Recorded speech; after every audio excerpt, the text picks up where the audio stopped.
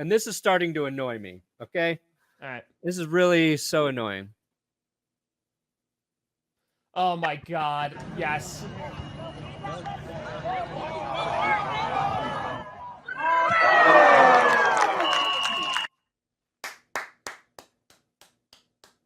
And I think I've seen Ben Kurt tweeting about it too.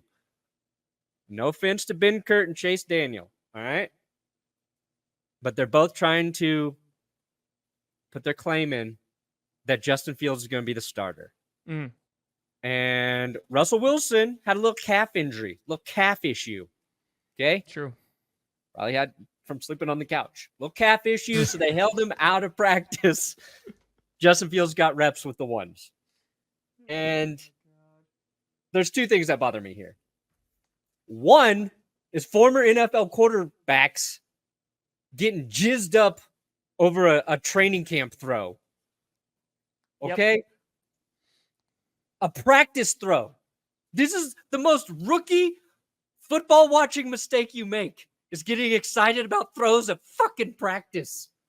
When you watch this, he just said there's just sitting back there. There's no like real pressure. Okay. And yeah, it's a nice throw. Okay. But to see former quarterbacks being like this, let me tell you, Justin Fields going to be starting. That's no shit. There's a great chance he starts this year because the guy in front of him is Russell Wilson. And we've got a lot of tape on Russ over the last 2 years not being great. Also, he's already got a little injury going on the calf. And if we learned anything from Joe Burrow last year, do not underestimate calf injuries because they can linger and they can be tricky little devils. You know, here's the thing, Brandon, because I've learned too many times.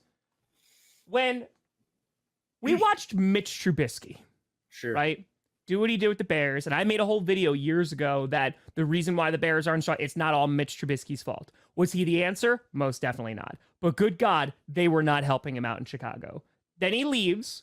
Then he sits for a while. He played like a couple preseason games. And a couple years passed. And then people are like, Mitch Trubisky could be the guy. Like, you know what? Maybe he's learned now. He sat behind for a while. And there was this hype. And then we saw Mitch Trubisky and we were like, never mind. You gotta kind of have the same energy towards camp. You remember Calvin Ridley, Perna?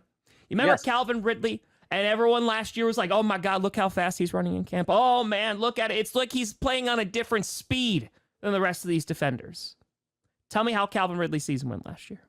And it's not to say that camp means nothing. I'm not saying that at all. No. But when we start making claims and overhyping guys to the moon because they throw a nice ball or they catch a ball once and then they're like, yep, this is the end all be all.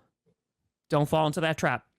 Don't fall into that trap because it's a slippery slope and usually ends in disappointment. Every single quarterback that is in any training camp right now can make this throw that Justin Fields just made.